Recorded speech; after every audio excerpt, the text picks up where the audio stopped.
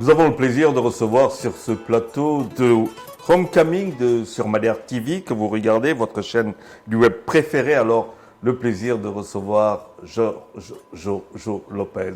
Alors, je vais commencer peut-être par lui dire bonjour Jo. Bonjour Charles et bienvenue chez nous. Jo Lopez. C'est beaucoup de souvenirs pour ceux qui te connaissent bien, peut-être les plus jeunes non, mais Jo Lopez, qui c'est Jo Lopez? D'abord, merci pour cette opportunité de pouvoir parler avec les gens du web. C'est important pour moi parce que je suis retourné au Sénégal il y a 3 ans de cela. Et je suis vraiment content de ce que j'ai retrouvé au Sénégal. Et j'attends la suite, je participe dans la suite. Qui est Jo Lopez? Jo Lopez est un produit du Sénégal. Je suis ce qu'on appelle plus communément un boy Dakar. Je suis né au Plateau. J'ai grandi au Plateau. Je suis issu d'une famille stable. Mon père et ma mère. J'ai grandi avec mon père et ma mère. J'ai perdu mon père très jeune. Ensuite, j'ai fait mes études au Sénégal, primaire et secondaire. Et je suis issu d'une famille de sportifs. Dans notre famille, on est sportifs.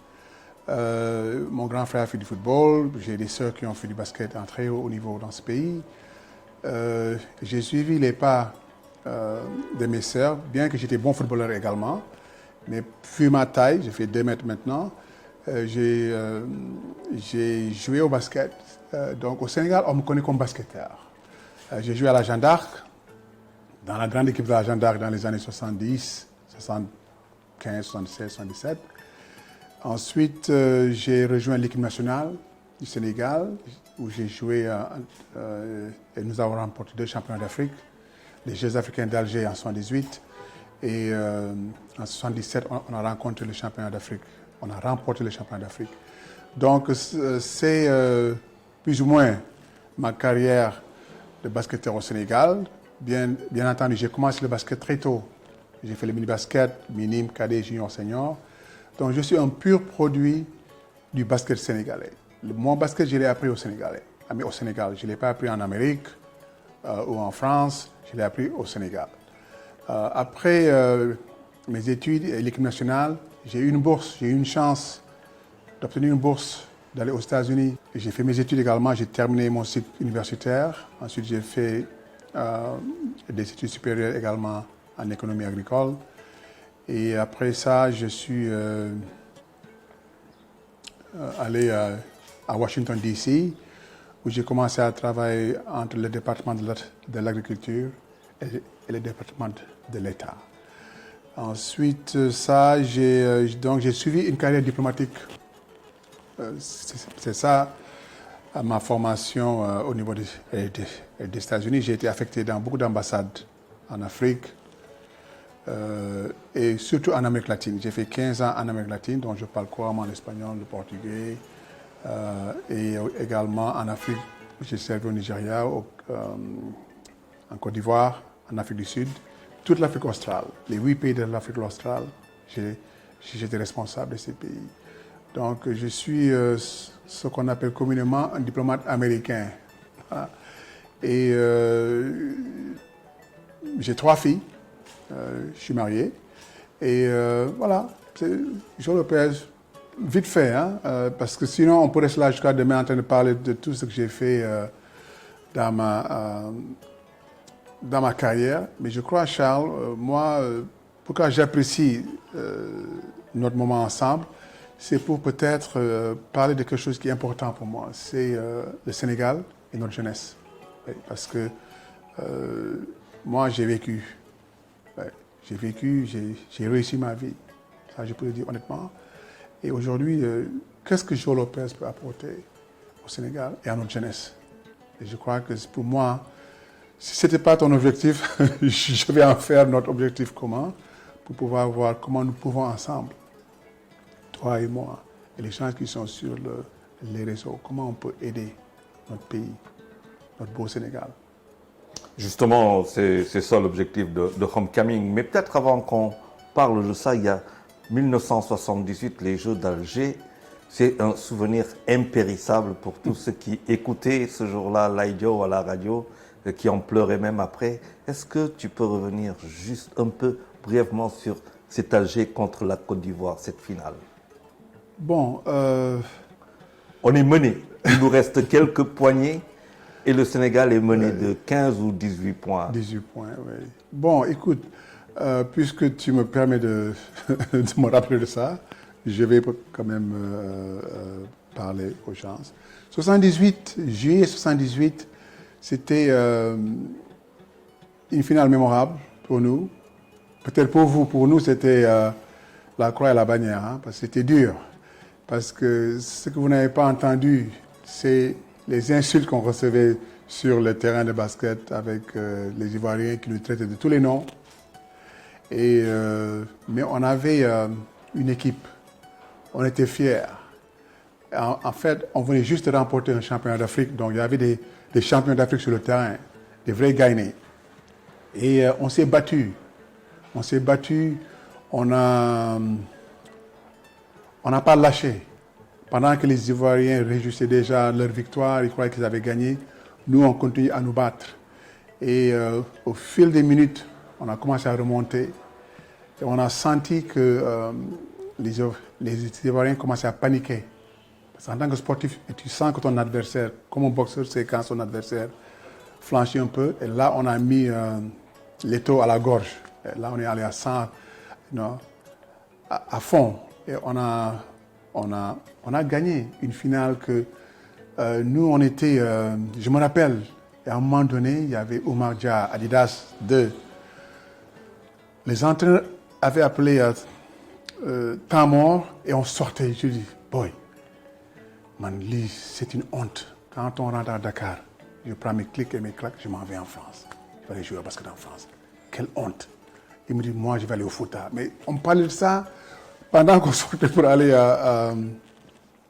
sur le banc de touche pour le temps mort. Après, les entraîneurs sont venus. On avait de très bons entraîneurs, de grands entraîneurs. Et ils ont stratégisé, oui, ils l'ont fait. Ils ont donné des systèmes de jeu. Et on a joué avec fierté ce jour-là. On a dit, écoutez, on va gagner ce match. On croit en nous. On va faire tout ce qui est en notre pouvoir pour gagner ce match. Et là, on s'est bagarré comme de vrais lions. Et en fin de compte, on a gagné, on a battu les Ivoiriens qui n'y croyaient pas. Ils pleuraient comme des enfants ce jour-là, après le match. Alors bon, c'est peut-être l'étoile brillante de ma carrière de basketteur, parce que c'est là que les gens m'ont connu mes coéquipiers. Et jusqu'à aujourd'hui, on nous dit que c'était la plus belle finale que le Sénégal ait jouée de son histoire de basket. Parce qu'avoir été mené toute la partie, premier mi-temps, deuxième mi-temps, jusqu'à vers la fin du match. Et je me rappelle aujourd'hui encore, en 2021, quand Oumar Dia Adidas a égalisé, je vois encore sa main gauche sur l'aile gauche. Et là, c'est là que j'ai dit, OK, ce match-là, on l'a gagné, ça c'est sûr, parce que les Ivoiriens avaient perdu toute confiance. Donc, merci de me donner cette opportunité, parce que j'en ai même la chair de poule, hein, parce que c'était vraiment quelque chose de mémorable pour moi. Ouais. Alors, on était jeunes. Je n'avais même pas 20 ans. Figure-toi, à moins de 20 ans, la plupart de nous avaient déjà gagné, remporté 2 championnats d'Afrique. C'était pour vous dire l'importance que je porte sur la formation des jeunes du Sénégal. Parce que nous, on n'est pas allé aux États-Unis, on n'est pas allé en France. On a été formés au Sénégal et on a gagné des championnats d'Afrique en étant au Sénégal. On a battu les grandes équipes, l'Algérie, l'Égypte, le Nigeria, la Côte d'Ivoire, qui font aujourd'hui feu et flamme sur le continent africain. On a les têtes, les intellectuels du basket qui nous ont amenés à ce niveau. Et il faut qu'on retourne à ce stade. Très bien, c'est quasiment fondateur parce qu'après, il y a un parcours aux États-Unis qui va se faire. Oui. Alors, ce parcours aux États-Unis.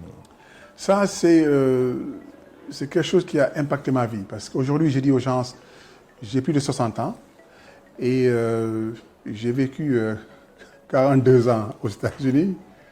Je suis allé aux États-Unis, j'avais moins de 20 ans. J'étais un adolescent quand j'ai quitté le Sénégal. Et je suis retourné, bon, pas un vieillard, mais un homme Mur, qui a fait toute sa formation estudiantine et professionnelle aux États-Unis. Donc aujourd'hui, je dis aux gens, vous regardez un Sénégalais, mais au fin fond, vous parlez avec un Américain, parce qu'il y a des concepts sénégalais que je ne maîtrise pas. Donc je suis très prudent quand je vais dans un milieu. J'observe toujours. Quand tu me vois, je ne parle pas beaucoup, j'analyse les gens parce que je vois comment, j'essaie de comprendre comment les choses se font pour ne pas commettre une erreur, ou bien faire une gaffe et qui serait peut-être vue très mal par mes amis, mes interlocuteurs. Donc pour moi c'est important, hein, Charles. Je dis que c'est... les gens disent toujours « Ah, tu ne parles pas beaucoup ». Ce n'est pas que je ne parle pas beaucoup. Le problème c'est que j'apprends, tous les jours j'apprends. Je te donne une petite anecdote. Un gars, pas de nom, le gars vient me dire « Oh, tu sais, je vais à un baptême, il faut qu'on y aille ». Et puis, je dis « Ok ». Mais tu connais le gars? Je dis « Oui ». On arrive à la porte, il dit « Bon, écoute, mais il faut qu'on donne une enveloppe ». Je dis « Pourquoi une enveloppe ?» Mais on vient le baptême, mais il n'a qu'à assumer son baptême. C'est pas nous de donner la lampe. Tu vois, c'est des petites choses comme ça qu'au début, me mettaient en mal avec des gens. Parce qu'il y a des réalités dans ce pays que ce n'est pas mes réalités. Je suis désolé de le dire comme ça. Bon, maintenant, je commence à m'adapter. Mais ce n'est pas un concept. Moi, je n'ai jamais travaillé de ma vie au Sénégal. Je quitte, j'avais 18 ans, 19 ans. Je n'ai pas travaillé au Sénégal. Je n'ai jamais contribué à un dogu, un baptême, un mariage. Quand je vais aux États-Unis, quand il y a un mariage, je m'habille bien, je suis bien sapé comme on dit. Je n'amène pas en rond. Parce que ce n'est pas là dans la culture. Le gars qui se marie, il assume son mariage. Ce n'est pas à nous de l'aider. Mais ici, c'est bon, il faut aider les gens.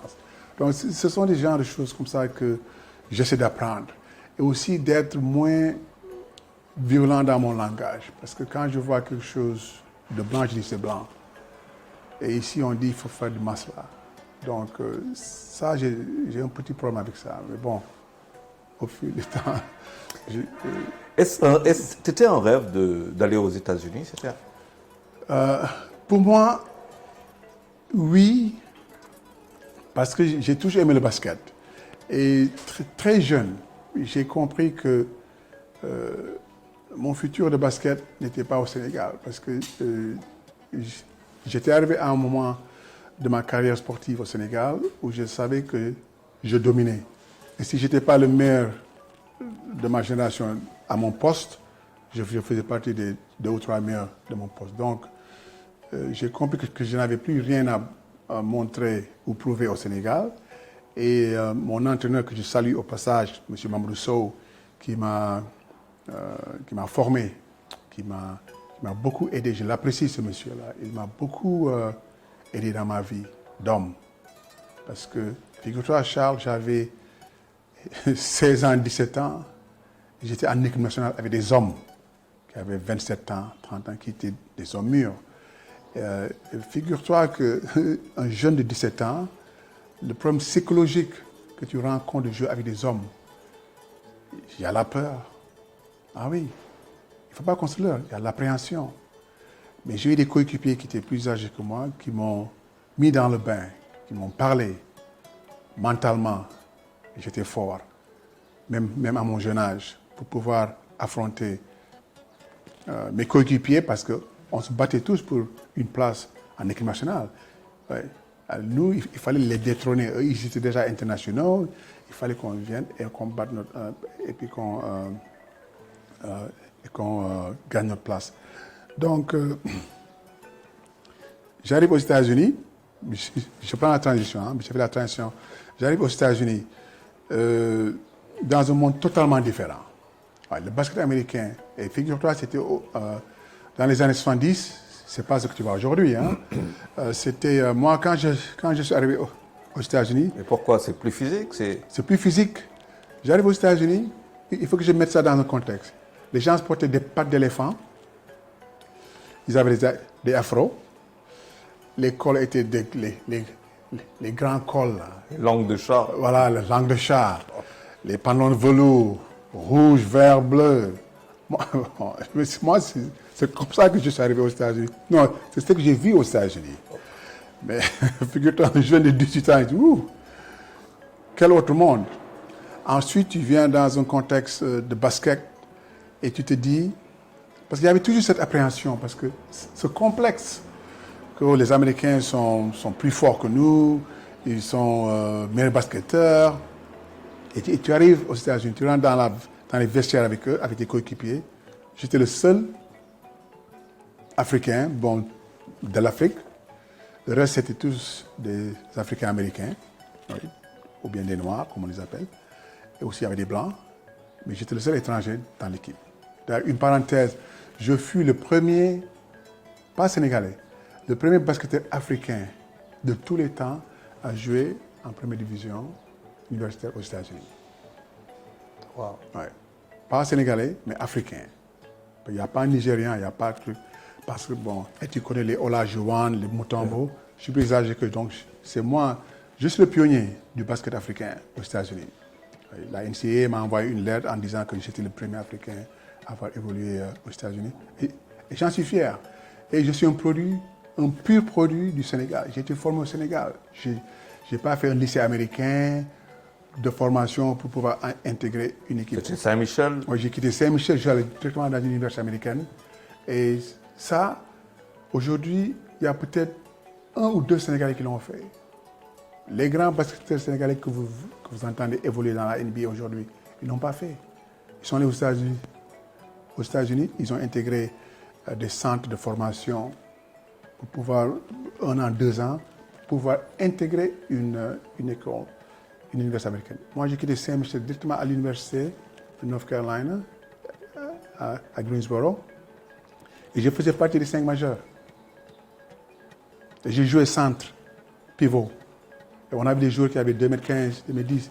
Mais mon entraîneur a dit que de toute l'équipe, j'étais le plus technique. Et j'avais des meneurs de jeu qui avaient ma taille dans mon université. Ah oui. Mais l'entraîneur dit que toi, on a confiance en toi parce que tu savais jouer. La formation du basket sénégalais. Le basket sénégalais. J'ai joué centre aux États-Unis. Les 2 premières années, après, l'entraîneur, on m'a converti. Et j'ai joué 4 et 3. C'est les rebondeurs, le tireur, des gens comme ça. Mais pourquoi cette histoire est importante, Charles? Je rentre dans les vestiaires, je regarde j'avais une vingtaine de jeunes de mon âge, des Américains, ils étaient Américains. Et je regarde, attends, ils ont la même pointure que moi, ils portent leurs chaussettes de la même manière que je porte. On faisait ça, on portait des chaussettes.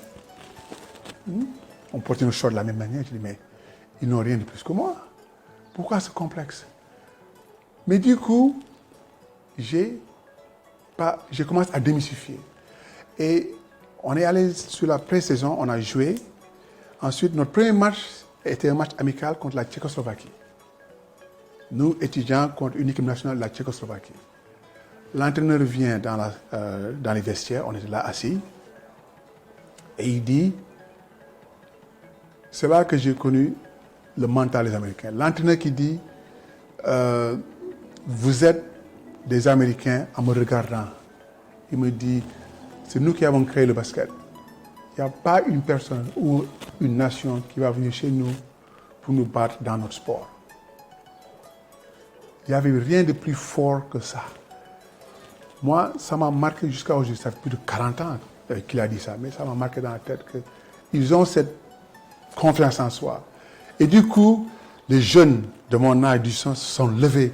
Ils ont commencé à taper sur la porte. Yeah, on va gagner, we're going to win. On vient, on rentre dans le terrain, on bat l'équipe nationale de la Tchécoslovaquie de 30 points. On y va, on est parti. Et c'est là que j'ai dit, voilà pourquoi ces gens-là sont forts. Donc aujourd'hui, j'ai cette mentalité. Moi, je me dis aujourd'hui quelque chose, je dis, ah oui, c'est possible. C'est possible. C'est possible. Le rêve sénégalais est-il possible? Mais bien sûr, Charles. Mais le rêve sénégalais, il est plus que possible. Il faut y croire. Parce que le rêve, c'est quelque chose d'individuel. Mais dans ton individualisme, tu peux le transférer à des gens qui pourraient quand même t'accompagner dans ce rêve. Parce que le rêve sénégalais, j'y crois.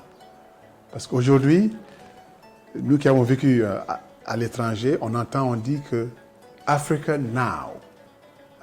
L'Afrique maintenant.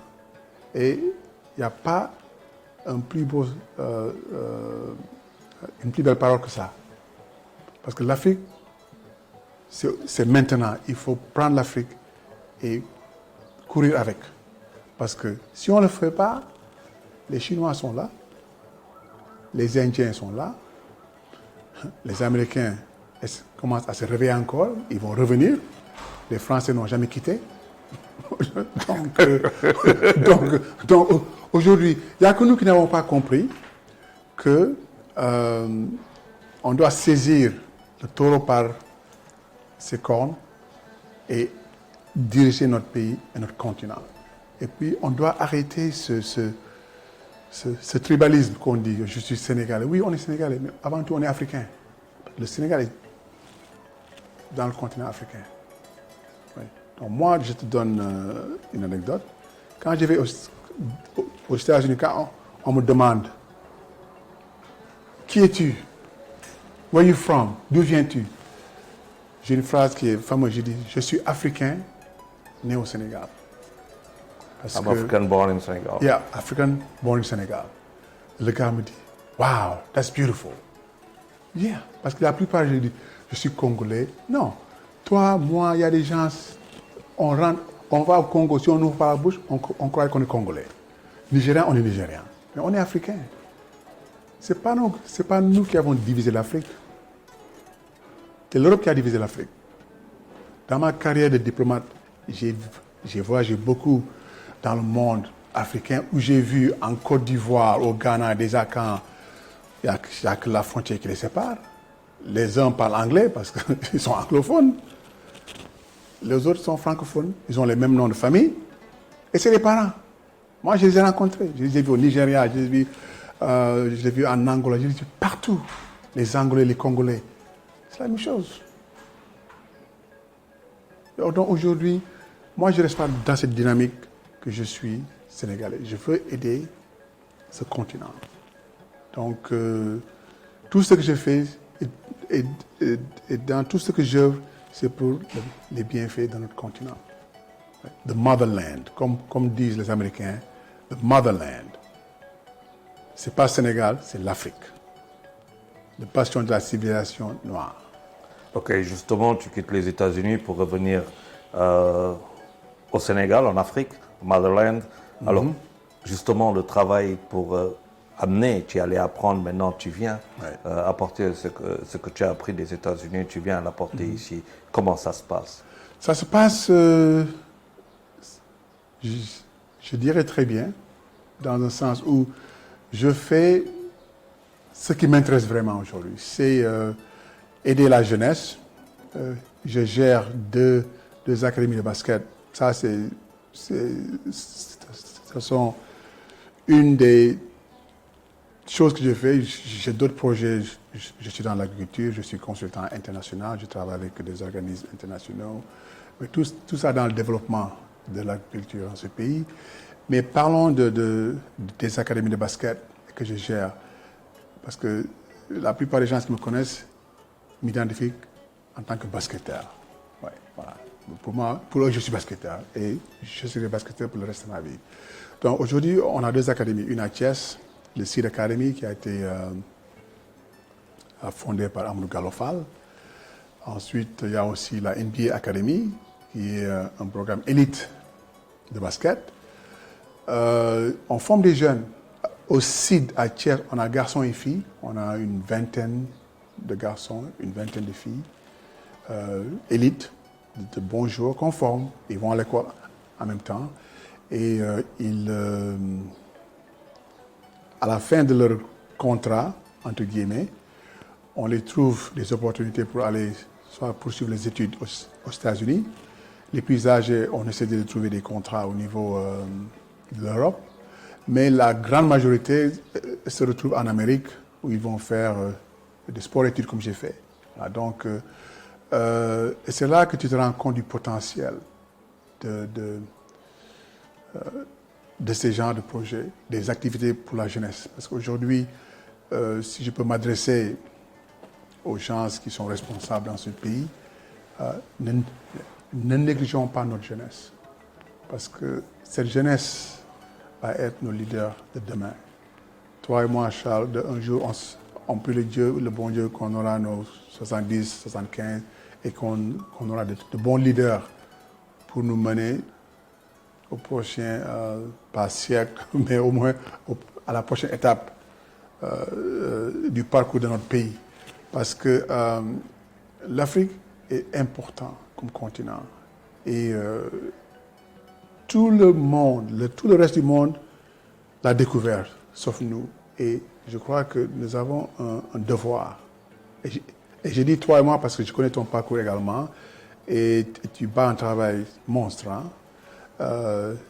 On doit continuer à sensibiliser nos jeunes et les dirigeants de ce pays. Parce que le Sénégal est un beau pays. Il est stable. Hein. Ça attire les investissements étrangers parce qu'on n'a jamais eu de coup d'État, oui, à ce que je sache. Oui. Donc, et c'est ce que... Parce que moi, je travaille dans ce monde de bailleurs de fonds, donc je comprends leur mentalité. Donc, le Sénégal est un pays prêt pour recevoir les investissements parce que tu peux investir, personne ne va venir te dire « Ok, on va prendre tous tes investissements, on va fermer, te rendre chez toi ». Ça, on a vu ça en Afrique, mais pas au Sénégal. Et je ne pense pas que ce soit ça dans la mentalité. Donc, on a un devoir de devoir aider notre jeunesse. Parce que sinon, tu as vu ce qui se passe, les pirogues. Justement, oui. Justement, ces pirogues qui partent, ces jeunes dont beaucoup meurent en mer, aujourd'hui, si tu leur donnais un conseil d'avoir confiance en eux, qu'est-ce que tu leur dirais à ces jeunes? Je leur dirais, gamin sa bopp. Si tu me permets, je peux le dire en wolof, comme ça je vais pratiquer. Yes, yes. Ouais. Parce que l'oy out bitim réew mën nga am sa dëkk.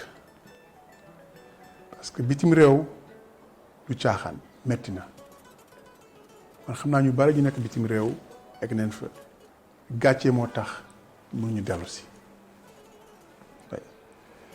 dañ leen soxla suñu dëkk. France soxlawu leen. ñu leen di toroxal ngeen di tumaranke ci dëkk yooyu. Restez chez vous. Mais moi, mon objectif, c'est de parler aux gens qui aimeraient m'écouter qu'on doit trouver une solution collective pour ces jeunes. Tout le monde n'est pas appelé à être un ingénieur, un docteur, un mathématicien. Comme tu as dit tout à l'heure, travaille avec tes mains. Il y a des emplois qui sont extrêmement importants pour le développement d'un pays. Un plombier, un mécanicien, un menuisier, un maçon, un ramasseur d'ordures. Ce n'est pas des sauts métiers. C'est les Français qui ont inventé ce mot, un saut métier. C'est un terme que je n'ai jamais entendu aux États-Unis. On dit que si tu es une personne qui ramasse les ordures, en anglais on dit garbage collector, be the best one. Yes. Sois le meilleur ramasseur d'ordures. Ne ramasse pas les ordures et quand tu les jettes dans le camion, les 3/4 sont par terre. Aie une fierté dans ce que tu fais. Sois le meilleur plombier qui existe, le meilleur menuisier. Respectons les normes de la société. Ce n'est pas des normes blanches, ce n'est pas des normes occidentales. C'est des normes humaines. Le blanc, l'américain ne veut pas s'apercevoir mieux que moi ou mieux que toi. Et j'ai horreur quand les gens se disent « Ah, jikko tubaab ». Il n'y a pas de jikko tubaab. Il y a jikko bu baax. Tu respectes ton être humain, ton frère. La Bible dit, le Coran le dit en ce temps sacré, mais pourquoi on n'agit pas dans ce sens? Pourquoi on croit que si on fait quelque chose de bien, c'est parce que c'est à la tubaab? Non, les tubaab ne veulent pas mieux que nous. Donc moi, mon langage aujourd'hui, c'est il faut commencer à penser pour soi-même. Parce que le problème avec, si tu me permets, le problème avec notre système éducationnel, il est francophone. Et on fait beaucoup de parcourisme. Et tu te rends compte dans ce pays. Je ne suis pas dans l'éducation proprement dit, mais j'ai eu des enfants. Mes enfants ont tous grandi, sont nés et grandi aux États-Unis. J'ai vu comment ils étaient ouverts d'esprit. Parce que le jeune Américain que je connais très bien, on l'apprend à penser de lui-même, par lui-même. Ouais. C'est quelque chose qu'on doit adresser. Moi, je suis prêt à rencontrer n'importe qui pour pouvoir échanger. Parce que je ne cherche rien d'autre que d'apporter les connaissances que j'ai acquises en Amérique et essayer de les adapter. Parce qu'elles sont adaptables si on met nos têtes ensemble et on essaie de trouver une bonne solution. Ouais. Parce que la trajectoire dans laquelle nous sommes aujourd'hui, à mon avis très humble, n'est pas la bonne. Ouais. Parce que le discours n'est pas bon. Parce que, de peu que je sache, il y a trop de gens qui protègent leurs intérêts propres. Et quand tu fais ça dans une discussion communale, il y a toujours un problème. Mais si les gens se mettaient et trouvaient un objectif commun, et disent c'est notre jeunesse, appelons toutes les personnes qui sont censées pouvoir appeler cette jeunesse et mettre la discussion en bonne marche, sans pour autant chercher ses propres intérêts. Je crois qu'on pourrait sauver notre jeunesse. Sinon, on va la perdre dans les océans. Oui. Parce que ces gosses-là sont courageux. Mais figure-toi, rentrer dans une pirogue, 7 jours et 7 nuits, traverser l'Atlantique et traverser en Méditerranée jusqu'en Europe, il faut beaucoup de courage pour le faire. Pourquoi ne pas prendre ce courage-là et essayer de le transformer en quelque chose qui pourrait apporter d'utile dans ce pays? L'agriculture, qu'on néglige. L'agriculture, on a besoin d'une main-d'œuvre pour l'agriculture. L'Amérique n'est pas la première puissance mondiale parce qu'elle a les F-16 et les porte-avions. Non. Ce qui fait la force de l'Amérique, c'est son agriculture. Peut-être, tu ne sais pas, c'est le plus grand pays agricole au monde, l'Amérique. Elle se nourrit toute seule. Nous, on ne se nourrit pas tout seul. Nous, si on a une pénurie, il faut que quelqu'un nous aide. L'Amérique, ce n'est pas son problème. Donc, et on a les terres pour nous nourrir. On a les experts qui pourraient nous apporter à l'autosuffisance. C'est ça, ça devrait être notre objectif.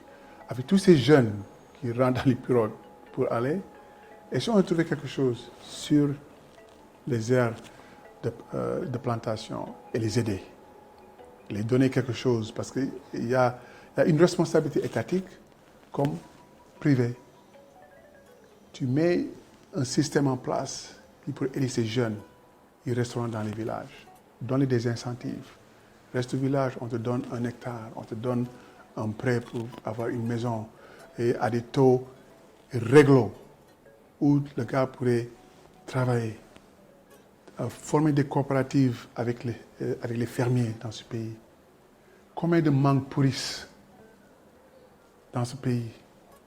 Pourquoi ne pas trouver une solution pour transformer ces mangues et les amener à l'étranger? Tout ça, c'est des techniques que certains d'entre nous ont l'expertise. Et il faut qu'on commence à chercher ces experts sénégalais qui ont les compétences qu'ils ont acquises dans les grandes écoles en Europe, aux États-Unis, de venir transférer ça au Sénégal. C'est très important. L'Afrique aux Africains, le Sénégal pour les Sénégalais. Les Sénégalais doivent développer ce pays. Ce n'est pas la Banque mondiale, ce n'est pas le FMI, c'est le Sénégal. Ça, c'est un langage que j'ai tenu toute ma vie. J'ai fait une réunion au département de l'État devant le secrétaire d'État John Kerry, il y a peut-être 10 ans de cela. Je lui ai dit, monsieur le secrétaire, avec tout le respect que je vous dois, les agences de développement européens et américains sont en Afrique depuis plus de 60 ans. Et l'Afrique est plus sous-développée aujourd'hui qu'il était quand moi j'étais jeune. Il me regarde et me dit, ah bon, c'est pas possible. Et je lui ai dit, parce que c'est inconcevable. Il n'y a pas une autre nation qui a aidé l'Amérique à se développer. Les Français se développent eux-mêmes, les Allemands eux-mêmes, mais pourquoi nous on doit dépendre des Chinois, des Indiens, je ne sais pas de qui. On a des techniciens. Il y a un assis devant moi, il y a un qui est derrière toi. Un bon caméraman. On n'a pas besoin de prendre un caméraman de CBS ou bien de CNN. On a ce monsieur qui est derrière toi, qui est fier et qui fait un travail magnifique. Il faut qu'on commence à croire en nous-mêmes. Donc, pour tes jeunes, pour nos jeunes, je leur dis, gëm leen seen bopp. Il y a un sacrifice qu'il faut faire. Il faut retourner au banc de l'école, apprendre un métier. Waxuma ngeen dem def ay bac affaire jàng leen métier. Quasiment arrivé à la fin. En tout cas, j'espère que j'ai été à la hauteur de tes attentes. Mais moi, en tout cas, j'ai apprécié pouvoir échanger avec toi. Restons chez nous. Ouais. Merci beaucoup. On était avec Joe Lopez pour le numéro de Homecoming sur Madère TV. En prochain numéro. Merci Joe. Merci Charles. Vraiment, j'ai apprécié ta visite.